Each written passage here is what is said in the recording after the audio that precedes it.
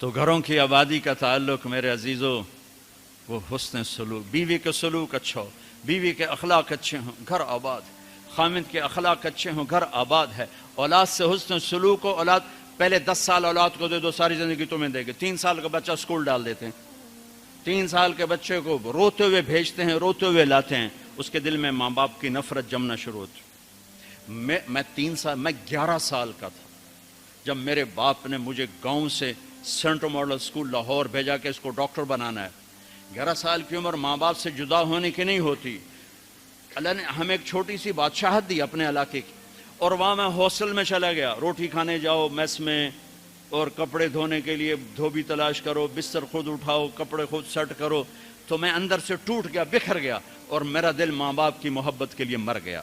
پھر نہ زندہ ہو سکا، نہیں زندہ ہو سکا۔ میں اپنے بھائی پہ رشک کرتا تھا، وہ میٹرک تک ماں باپ کے ساتھ رہا، وہ ماں سے ایسے لاڈ کرتا تھا کہ میں اپنی بیگم سے کہتا یہ جیسے میرا بھائی ماں کے ساتھ کرتا ہے، میرے اندر یہ جھوک نہیں اٹھتی۔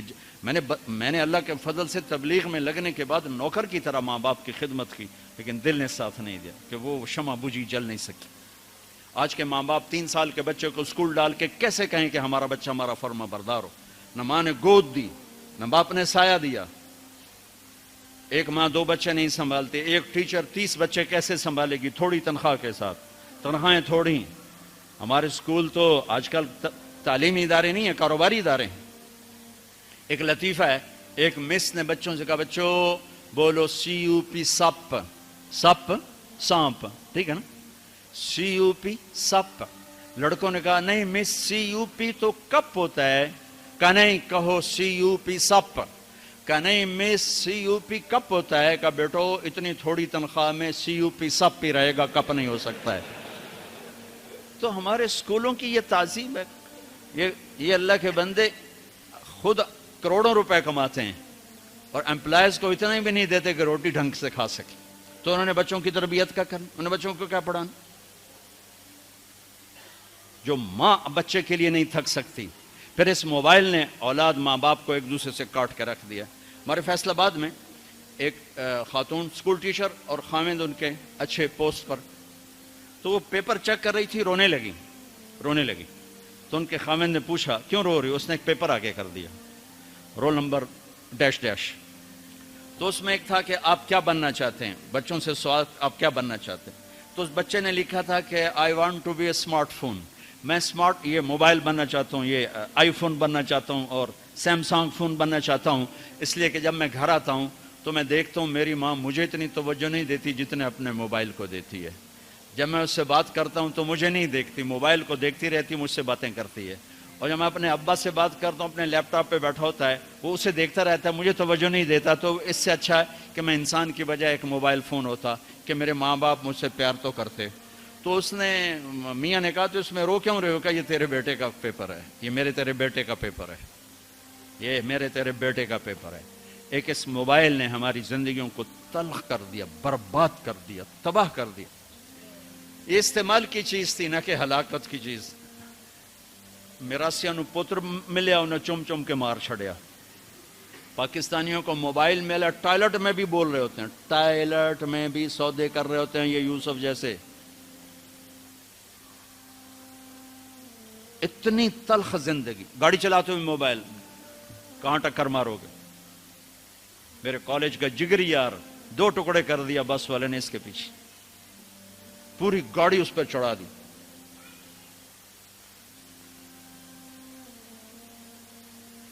تو بھائیو میرے نبی کی زندگی سیکھو، زندگی سیکھو، زندگی سیکھو، زندگی سیکھو۔ تو یہ نکاح سے متعلق چند باتیں ہیں جو میں کہا کرتا ہوں، یہ عام طور پہ ہمارے سامنے نہیں ہیں۔ ضبط، برداشت۔ اگر زندگی کو نکھارنا ہے، ضبط کرنا سیکھو، برداشت کرنا سیکھو، غصے کو پینا سیکھو۔ یغلبن الکریم ویغلبہن اللئیم۔ اللہ اکبر۔ میرے نبی نے فرمایا اخلاق والے پہ بیویاں غالب آ جاتی ہیں اور بد اخلاق بیویوں پہ غالب آ جاتے ہیں۔ لأن أكون مغلوبا كريما أحب إلي من أكون غالبا لئیما، میں اخلاق والا بن کے بیوی سے دب کے رہوں، یہ مجھے پسند ہے اس بات سے کہ میں بد اخلاق ہو کر، کمینہ ہو کر بیوی پہ غالب آؤں۔ لئیم بد اخلاقی کی آخر جس کو ہم کمینہ کہتے ہیں۔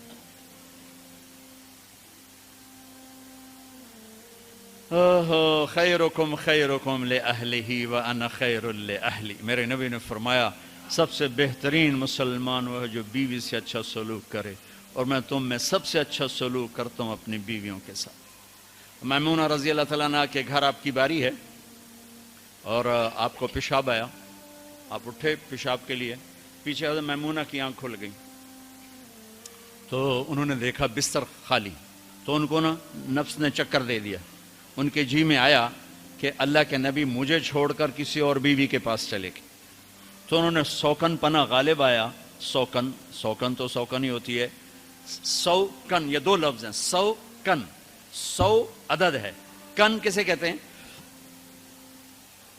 یہ جو لوہار جب لوہے کو اس پر تیز کر رہا ہوتا ہے نا اپنے اس پر ہتھیار پر، تو اس سے شرارے نکلتے ہیں، لوہے کے باریک ذرے نکلتے ہیں، تو وہ باریک ذرہ جو آنکھ میں جا پڑے اس کو کن کہتے ہیں۔ وہ اتنا تیز ہوتا ہے کہ ایک آنکھ میں چلا جائے تو آدمی بے قرار ہو جاتا ہے، تو دوسری بیوی کو کہتے ہیں 100 لوہے کے ذرے جیسے کان میں آنکھ میں پڑ جائیں تو اس سے جتنی تکلیف ہوتی ہے، تو 100 کن تھی، انہوں نے کہا تھا مجھے چھوڑ کے دوسری بیوی، اور خیال تھا حضرت عائشہ کنڈی لگا تھی، اللہ کے نبی واپس آئے تو دروازہ بند، آپ نے دستک دی، میمونہ میں ہوں، دروازہ کھولو، کہا میں نہیں کھولتی، ہم نے کہا کیا ہوا؟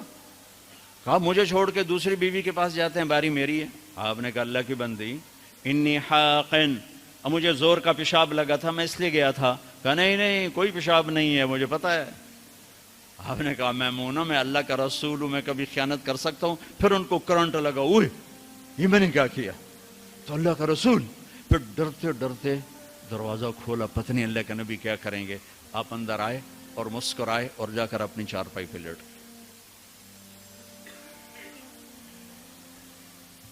تو میرے عزیزو، میرے بھائیو، کسی بھی انسان مرد عورت کی زندگی کی خوبصورتی، خوشحالی، خوشحال، خوش ایک کیفیت کا نام ہے، حال ایک لمحے کا نام، لمحہ موجود کو حال کہتے ہیں، خوشی ایک کیفیت ہے۔ لوگ کیا سمجھتے ہیں خوشحال ہے پیسے بہت ہیں، میں نے تو کسی پیسے والے کو خوشحال نہیں دیکھا، سب کو میں نے اپنے مسائل کا میں گھرا ہوا دیکھا ہے۔ خوش اور حال دو لفظوں کو ملا کر گیا خوشحالی، خوشحال، ہر لمحہ موجود میں خوشی ہو، ہر لمحہ گزرنے والے میں خوش ہوں، اس کا تعلق میرے آپ کے اخلاق کے ساتھ ہے، پیسوں کے ساتھ نہیں، چیزوں کے ساتھ نہیں۔ تو بھائیو اپنے اخلاق بنائیں، میں بھی بناؤں، آپ بھی بنائیں، اور میرے نبی نے کہا علی میں تمہیں اولین و آخرین کے اخلاق بتاؤں، اولین و آخرین کا جی کیا ہیں؟